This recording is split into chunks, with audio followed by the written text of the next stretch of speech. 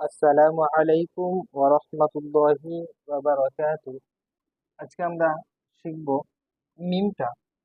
আমাদের পড়া হয়ে গেছে কিন্তু অন্য আকারের গুলো, মিমের অন্য আকারের গুলো পড়া হয়ে গেছে। তো মিমের অন্য আকারের গুলো একবার দেখে নিই, যাতে আমাদের বুঝতে সুবিধা হয়।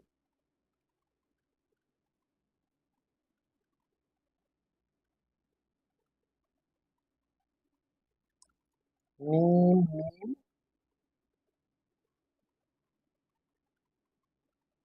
মিম। তো এই যে অন্য আকারগুলো, এগুলো আমাদের পড়া হয়ে গেছে।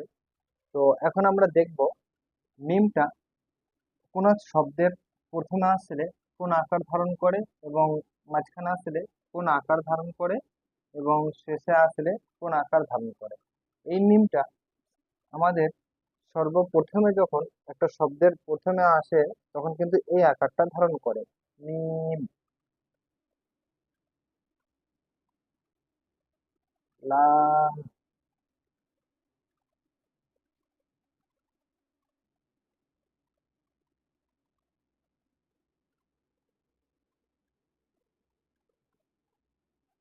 বা। যখন মিমটা শেষে কোনো ওয়ার্ডের শেষে আসে, তখন এরকম আকারটা ধারণ করে। মিম, এই যে বা, এই মিম।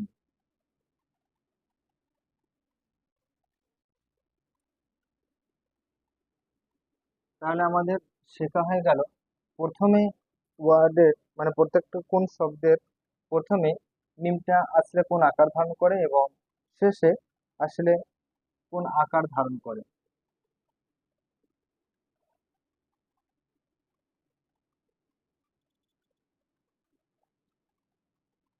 এটাও হচ্ছে শেষে, ওয়ার্ডের শেষে আসলে কোন আকার ধারণ করে, এই আকারই ধারণ করে, একই দেখানো হলো।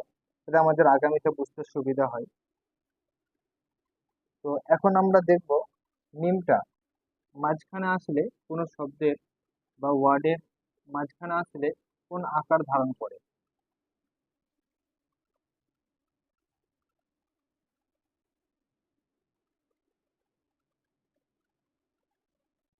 নুন। তো একটু দেখে নি, একটু ভালো করে একটু পড়ে নি। মিম মিম মিম মিম লাম মিম লাম বা আইন মিম বা মিম নুন। তো মিম যখন প্রথমে আসে, কোনো শব্দের প্রথমে যখন আসে তখন এই আকার ধারণ করে, যখন মাঝখানে আসে তখন এই আকার ধারণ করে, যখন শেষে আসে তখন এই আকারটা মিমটা ধারণ করে।